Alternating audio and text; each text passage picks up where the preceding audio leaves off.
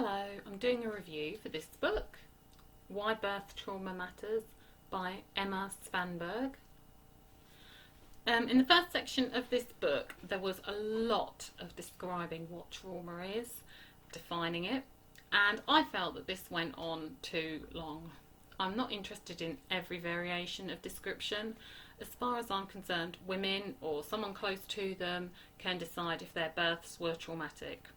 I want to focus on the birth experiences that women find traumatic and what the consequences and then preventions are.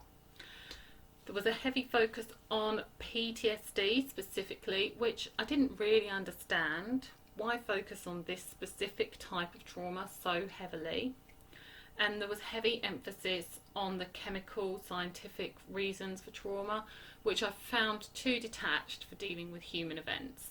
Whether it's birth or death, these are major events in life to be involved in or witness, and it's obvious that they should affect us a lot, in a positive or a negative way, or both. The list of PTSD symptoms didn't make sense to me in regards to birth. There are too many grey areas and things that are affected differently during birth. Anyway, finally, we were past that section, although for me it had already ruined the book. This book then covered some really important areas surrounding birth. In Causes of Birth Trauma, Svanberg talks about obvious causes of trauma, such as stillbirth or a sick baby, which are obviously incredibly distressing experiences, however they're handled. Although Svanberg points out that handling these situations badly can make them even worse. Svanberg explains that some people are at risk of suffering, more at risk of suffering badly from birth trauma, such as people who have suffered previous abuse or are LGBT. And this is a very sensitive area. I think that some of these people may well be empowered by the birth process in respect of their past, although the healthcare system can probably impact their experiences more, for example, with feeling out of control of situations. Svanberg also talks about the effects of the maternity services on causing birth trauma. I have to admit that this is where my interest really lies. Not because I think the other pointers towards trauma are unimportant, but because I think that the effects of maternity care has the most potential for change. What are considered routine aspects of birth can also be traumatising for women.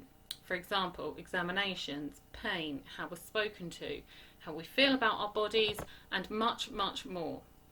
And there should be more open discussion about these things, as there is a lot that women put up with because they don't think they have a choice, or they think that people don't want to hear them talking about it. Svanberg talks about most women's need to talk. I certainly needed to talk a lot about my births, and I noticed that if you can get women onto the subject, there is a light that they get in their eyes when they talk about their births, which is unparalleled, even years after the events.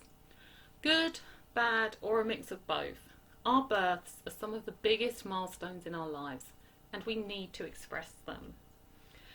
It was what I loved most about volunteering with new mums, giving them a space to share their experiences, to be listened to. I believe that new mothers need this, and I also believe that many other mothers are happy to give it. Society may not give a shit about women and their birth experiences, but many women quietly know that they mean the absolute world to them. I found parts of this book difficult to read because it brought up upsetting aspects from my own births, even though I wouldn't class them as traumatic in the exhaustive definition of this book. I think that all births are traumatic in their own way. I found the reading of this book quite muddled. There was some good, succinct information, and there were many areas covered for such a small book, although there was far too long at the beginning spent defining birth trauma. There was a lot of information in this book, but not really enough about anything, except the definition of trauma. I also got really irritated that this book kept referring to women having traumatic first births and being able to heal in their second births. For a book that was so cautious about inclusivity that it referred to the mother or birthing person, why did it neglect to suppose that women don't just have traumatic first births? I had a difficult time with my second birth, It wasn't from my lack of experience, it was because of my particular situation in that birth, and I can't believe that this is so unusual. I also think this book approaches the birth trauma subject too much from the therapy angle rather than from the birth angle. But then that's not a surprise when it's written by a psychologist. Having said that, I think Svanberg does understand the need for better parent-centred birth services. In truth, the subjects covered in this book are vast. There are so many different angles and aspects and personal routes through. This book is really an introduction and overview of an incredibly complex area. I've taken a lot of notes for further reading from this book. This book is really an introduction to birth trauma.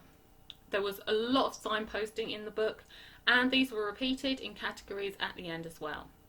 A couple of things I would like to add are, I recommend that all women get a copy of their birth notes. You're told to carry that green folder around with you everywhere you go when you're pregnant, but usually within 2 weeks of giving birth, you never see them again. And in that short time after giving birth, the chance of women reading through the progress of their labour and birth are minuscule, but it is incredibly valuable to look back at a later date. It would be great if all maternity services gave new mothers a copy of their notes to keep. But until then, I recommend that women ask someone to make a copy of their notes for them in those early days when they're still in their possession. It's unsurprising that women cannot accurately remember details of their labours and births. So these notes are vital, not just from a medical point of view, but also for allowing us to understand the major event that we've passed through. I also want to give a shout out to my local health visiting team.